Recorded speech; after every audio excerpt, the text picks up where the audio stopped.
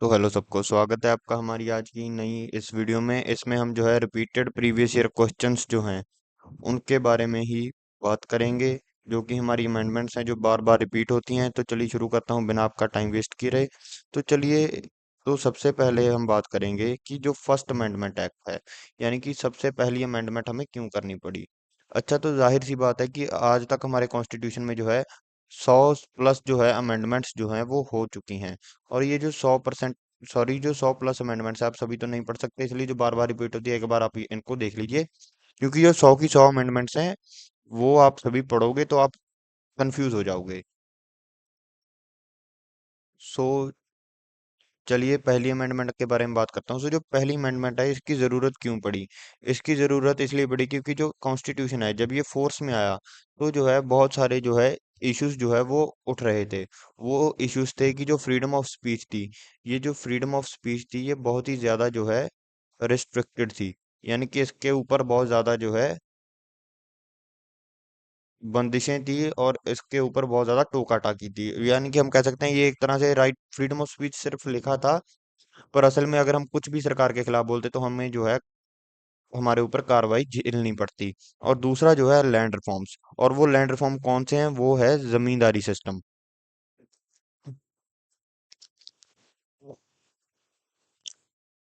Sorry, जो land reform system है, sorry, जो जमींदारी सिस्टम था उसके लिए लैंड रिफॉर्म, ये दोनों चीजों के लिए आवाज उठ रही थी। और इसकी अगर की प्रोविजंस की बात करें तो जो वो की प्रोविजंस थी, एक तो लैंड रिफॉर्म्स आए।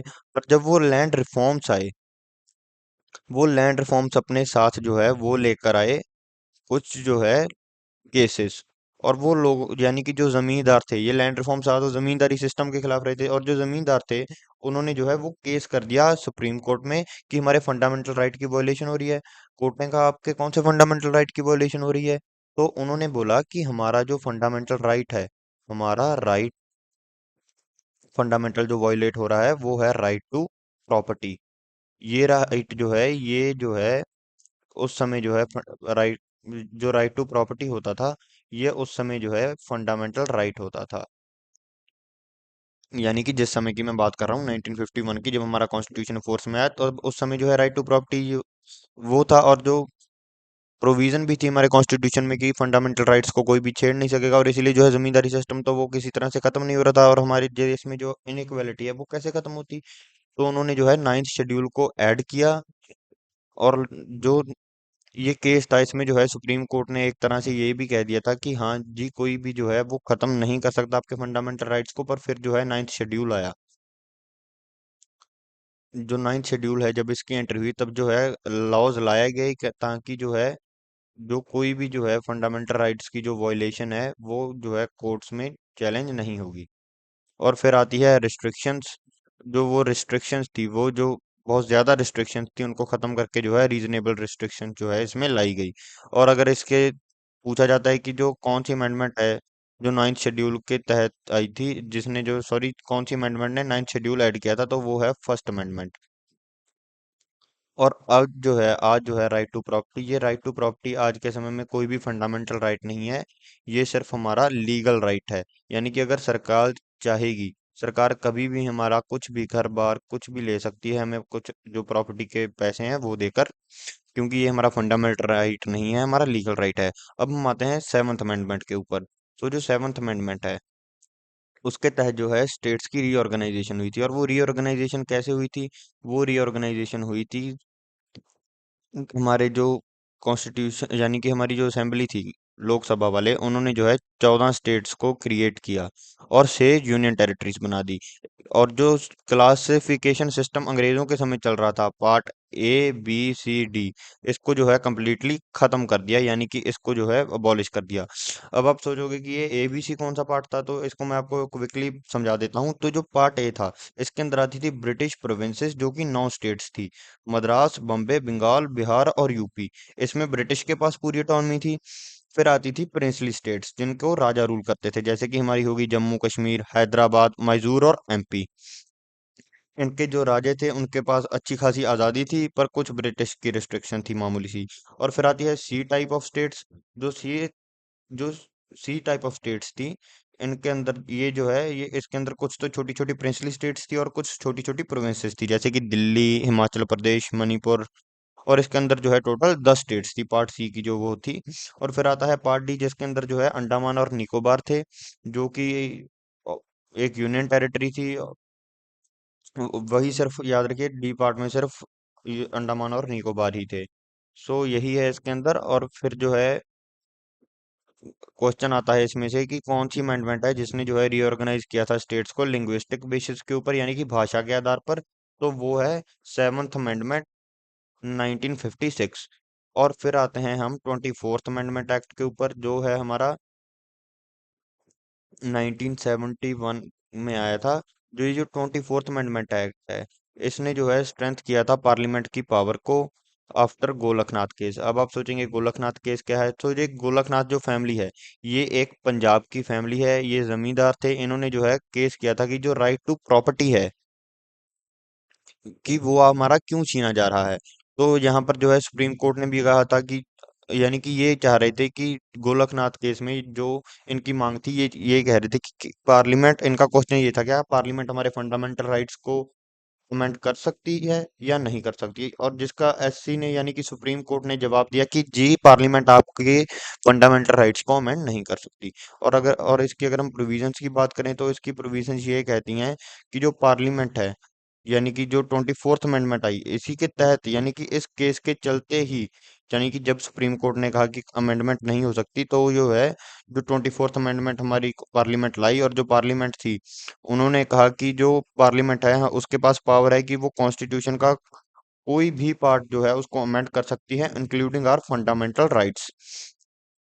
और इसकी ये तो इसकी पहली प्रोविजन थी, पर इसकी दूसरी प्रोविजन ये थी कि इसके अंदर जो है जो प्रेसिडेंशियल एसेंट है अमेंडमेंट बिल के लिए कंपलसरी कर दिया गया।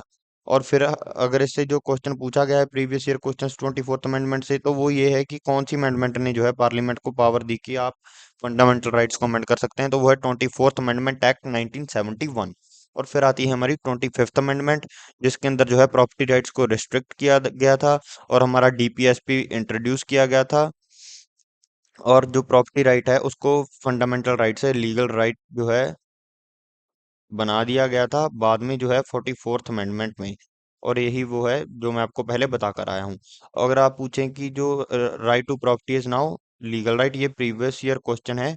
याद रखिए, जो ये हमारा कोई फंडामेंटल राइट नहीं है राइट टू प्रॉपर्टी, ये सिर्फ लीगल राइट है। और फिर आती है 42nd अमेंडमेंट 1976, इसको मिनी कॉन्स्टिट्यूशन कहा जाता है। और ये लिखा किसने था? ये लिखा था इंदिरा गांधी ने।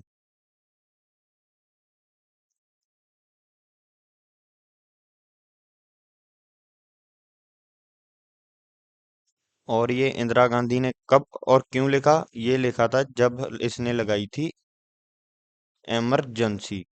इमरजेंसी के दौरान जो है इंदिरा गांधी ने कॉन्स्टिट्यूशन में इतनी अमेंडमेंट्स कर दी कि उसको जो है बाद में मिनी कॉन्स्टिट्यूशन कहना पड़ा। क्यों? देखिए, आप अपनी स्क्रीन पर देख सकते हैं कि कितनी अमेंडमेंट्स हुई। सो इसके अंदर जो है ये बहुत बार पूछा जा चुका है, और इसके रिलेटेड जो पीवाईक्यूज आते हैं वो भी मैं आपको समझाऊंगा। तो इसने इसमें जो हुआ क्या, अगर हम इसकी प्रोविजंस की बात करें, तो जो हमारा प्रियम्बल है कॉन्स्टिट्यूशन का, उसके अंदर जो है सोशलिस्ट, सेकुलर और इंटीग्रिटी ऐड कर दिया गया। और जो फंडामेंटल ड्यूटीज हैं, वो उसमें जो है आर्टिकल 51A को ऐड कर दिया गया। और जो डीपीएसपी था उसको और ज्यादा स्ट्रेंथ किया गया, जैसे कि फ्री लीगल एड और एनवायरनमेंट। और जो है ड्यूरेशन थी लोकसभा और स्टेट असेंबलीज की, उसको 5 से लेकर 6 साल कर दिया गया। जिसको जो है बाद में जब इमरजेंसी हटाई इंदिरा गांधी ने और वो पावर में नहीं रही, तो 44th अमेंडमेंट के चलते इसको खत्म करके फिर से 6 से 5 साल कर दिया गया। यानी कि अब आपकी जो भी स्टेट सरकार बनती है और लोकसभा बनती है, वो 5 साल के लिए ही बनती है। 5 साल के बाद दोबारा इलेक्शन होते हैं, पर इंदिरा गांधी ने इस टर्म को जो है 6 साल कर दिया था। पर जो है अब हमारी, अब भी 5 साल ही होती है, क्योंकि 44th अमेंडमेंट ने इसको वापस ले लिया था, और इसने जो है पार्लियामेंट को सुपरवेसी दे दी थी। यानी कि पार्लियामेंट पार्लियामेंट का जो सुप्रीम हेड कौन होता है? वो होता है पीएम। और उस समय पीएम कौन थी? पीएम थी इंदिरा गांधी। और इंदिरा गांधी के पास जो है बहुत ज्यादा पावर आ गई थी जुडिशरी में बहुत सारे केसेस में। अगर इसमें से कौन से प्रीवियस ईयर क्वेश्चन आते हैं, वो आते हैं कि कौन से अमेंडमेंट को मिनी कॉन्स्टिट्यूशन कहा जाता है? 42nd amendment. और फिर आता है कि कौन सी अमेंडमेंट ने सेकुलर और सोशलिस्ट या इंटीग्रिटी भी पूछा जा सकता है प्रियम्बल में ऐड किया, वो है 42nd अमेंडमेंट। और फिर आता है फंडामेंटल ड्यूटीज कहाँ पे ऐड हुई थी, वो है 42nd अमेंडमेंट। और फिर आता है 44th अमेंडमेंट एक्ट, जिसने जो है 44th अमेंडमेंट क्यों लाया गया। 44th अमेंडमेंट इसलिए करनी पड़ी कि जो रायता जो है इंदिरा गांधी ने इमरजेंसी के दौरान जो फैलाया था, उसको खत्म करने के लिए, उस रायते को समेटने के लिए। और इसम की जो पहली प्रोविजन है, वो प्रोविजन है जो राइट टू प्रॉपर्टी है, उसको फंडामेंटल राइट से जो है रिमूव किया गया और उसको लीगल राइट बना दिया गया अंडर आर्टिकल 300 ए। और फिर जो लोकसभा और स्टेट असेंबलीज की टर्म है, उसको जो इंदिरा गांधी ने 6 साल किया था, उसको दोबारा से जो है 5 साल कर दिया। और फिर जो है इमरजेंसी पावर्स ऑफ प्रेसिडेंट जो है, उनको रिस्ट्रिक्ट कर दिया गया। और जो पार्लियामेंट का अप्रूवल है, उसको जो है जरूरी बना दिया गया, यानी कि इस तरह की डिक्टेटरशिप जो है दोबारा से कोई भी ना ला सके। और फिर आता है कि कौन सी अमेंडमेंट ने जो है, जो क्वेश्चन पूछे जाते हैं इसमें से, क्वेश्चन इस तरह से पूछे जाते हैं कि कौन सी अमेंडमेंट है जिसने राइट टू प्रॉपर्टी जो है फंडामेंटल राइट्स में से रिमूव कर दिया था, तो वो है 44th। और फिर आता है इमरजेंसी प्रोविजंस ने कौन सी अमेंडमेंट ने चेंज किया था, यानी कि जो इमरजेंसी प्रोविजंस थी, तो वो किया था 44th अमेंडमेंट ने। और फिर आती है 52nd अमेंडमेंट एक्ट, तो वो है एंटी डिफेक्शन लॉ, यानी कि जो 10th शेड्यूल जो है, इसके तहत जो है ये डिस्क्वालीफाई कर देते थे एमपी एमएलए को, अगर कोई भी जो है डिफेक्ट करता था एक पार्टी से दूसरी में जीतने के बाद। ये जो है 52nd के लिए, सॉरी 52nd अमेंडमेंट के अंडर आया था एंटी डिफेक्शन लॉ। और एंटी डिफेक्शन लॉ अगर किसी को नहीं पता, देखिए अगर आपकी स्टेट में इलेक्शन हो रहे हैं, जैसे अभी बिहार में हो गए, देखिए अगर आपकी स्टेट को 100 एमएलए चाहिए और क्लियर मेजोरिटी यहाँ पर 3 पार्टीज हैं, यानी कि जीतने के लिए जो है 51 एमएलए चाहिए सरकार बनाने के लिए। फॉर एग्जाम्पल लीजिए आप इस चीज को, और यहाँ पर आपके पास 3 पार्टीज हैं। एक पार्टी के पास जो है, हम कह सकते हैं 20 एमएलए हैं, एक के पास 30 हैं, और दूसरी के पास 50 हैं। और उनको जो है सिर्फ एक एमएलए चाहिए। और जो वो एक एमएलए है जो बिकाऊ होगा, वो कहाँ से भी कहीं से भी खरीद सकते हैं पैसे देकर।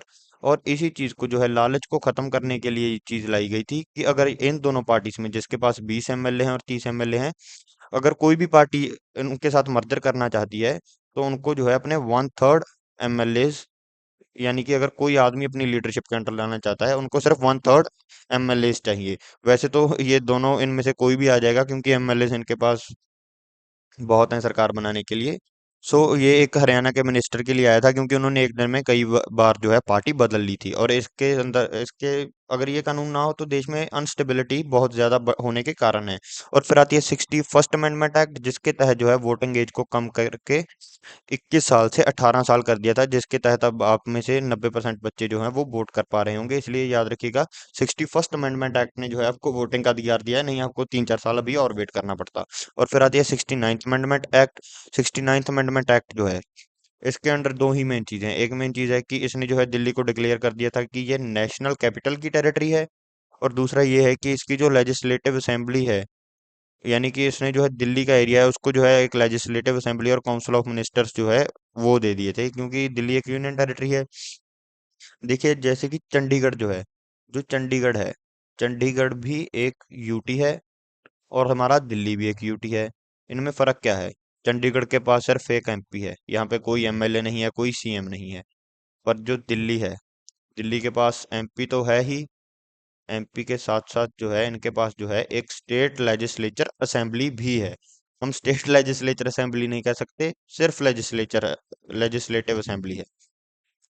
और फिर आती है 73rd अमेंडमेंट एक्ट। इसके अंदर आपने जो है सिर्फ मेजर चीज जो याद रखनी है, 73rd और 74th याद रखिए, ये एक दूसरे के बाद ही हैं, इकट्ठी ही हैं ये। यानी कि इन दोनों ने जो है 73rd ने जो है पंचायती राज को एक कॉन्स्टिट्यूशनल स्टेटस दिया था, और 74th ने म्यूनसिपैलिटीज को कॉन्स्टिट्यूशनल स्टेटस दिया था। अगर प्रोविजंस आपने डीपली पढ़नी है तो आप पढ़ सकते हैं। तो ये है कि इसने जो है इसके अंदर जो है 11 शेड्यूल्स ऐड किए गए थे, इसने जो है यही कॉन्स्टिट्यूशनल स्टेटस दिया पंचायती राज को। और ग्राम सभा जो है, ये 3 टीयर की पंचायती राज सिस्टम इंट्रोड्यूस किया गया था, और रिजर्वेशन भी मिलती है इसमें, शेड्यूल कास्ट को भी, शेड्यूल ट्राइब्स को भी, और 33% वुमेन को भी। और म्यूनसिपैलिटीज की बात करें अगर हम, तो यहाँ पर जो है अर्बन और लोकल बॉडीज जो हैं इनको भी कॉन्स्टिट्यूशनल स्टेटस मिला। और फिर आती है हमारी 86th अमेंडमेंट एक्ट, जिसके अंदर जो है राइट टू एजुकेशन जो है उसको फंडामेंटल राइट बना दिया गया था अंडर आर्टिकल 21A। ये बहुत ज़्यादा इंपॉर्टेंट है, याद रखिएगा। 86th अमेंडमेंट एक्ट ने राइट टू एजुकेशन को फंडामेंटल राइट बनाया था आर्टिकल 21A के अंडर। और इसके तहत ही जो है फ्री और कंपल्सरी एजुकेशन भी मिलती थी बच्चों को जो 6 से 14 साल की उम्र के हैं। और फिर आती है हमारी 91st अमेंडमेंट। जो 91st अमेंडमेंट है इसने जो है रिस्ट्रिक्ट किया था काउंसिल ऑफ मिनिस्टर्स को। ये आया था 2003 में। ज्यादातर देखिए 2003 में कॉन्स्टिट्यूशन बनने के इतने साल बाद जो है काउंसिल ऑफ मिनिस्टर्स के ऊपर रिस्ट्रिक्शन लगाने की जरूरत क्यों पड़ी? तो वो ये पड़ी, देखिए अगर हमारे देश में 100 MPs हैं इस समय, सोच लीजिए, तो सिर्फ 15% जो है इनके, सिर्फ 15 लोगों के पास ही, यानी कि सिर्फ 15 लोग ही कैबिनेट मिनिस्टर्स बन सकते हैं, यानी कि मिनिस्टर्स बन सकते हैं। और ये इसकी जरूरत ये थी कि एक तो जो है एंटी इन्फेक्शन लॉ को इसने और ज्यादा स्ट्रेंथ कर दिया, और इसका दूसरा कारण ये है कि जो लोकसभा और स्टेट असेंबलीज हैं उनमें जो है सीएम और पीएम, यानी कि लोकसभा में पीएम और स्टेट असेंबली में पीएम के पास पावर होती है। सीएम और पीएम के पास, दोनों के पास पावर होती है कि किसको कौन सा मंत्रालय देना है। पर ये जो है मतलब कि पहले ये 2003 से पहले जो बहुत सारे पॉलिटिशियंस जो है फेवर करने के लिए इसको ये मंत्रालय दे दिया, ये मंत्रालय दे दिया, ये जो है अनफेयर पॉलिटिक्स होने लग गई थी। यानी कि ये अपने दोस्तों को फेवर करते रहते तुम्हारे पास ये मंत्रालय, ये मंत्रालय। और तो इसलिए जो है इसको रेस्ट्रिक्ट कर दिया कि जो 15% ये है, सिर्फ 15% जो टोटल सीट होल्डर्स हैं वही जो है मंत्री बन सकते हैं। और फिर आता है 97th अमेंडमेंट एक्ट। इसके अंदर जो है कोऑपरेटिव सोसाइटीज को कॉन्स्टिट्यूशनल स्टेटस दिया गया। और ये जो है आर्टिकल 43B के अंडर डीपीएसपी में भी ऐड किए गए। और ये कोऑपरेटिव्स जो हैं ये बहुत अच्छा काम करते हैं, जैसे कोऑपरेटिव बैंक्स हैं जो किसानों को लोन देते हैं। सो याद रखिए ये 97th अमेंडमेंट के अंडर आया था। और फिर आता है आर्टिकल 101, जिसने जो है वन नेशन वन टैक्स, यानी कि गुड्स एंड सर्विस टैक्स, जिसके अंडर जो है जीएसटी इंट्रोड्यूस हुआ था। यही इसमें इंपॉर्टेंट है, 101 अमेंडमेंट लाई थी जीएसटी। सो ये एक क्विक रिवीजन बॉक्स है, इसको आप इसका स्क्रीनशॉट ले सकते हैं अगर चाहते हैं। So that's it for today, thank you. Channel को सब्सक्राइब कर दो बच्चों।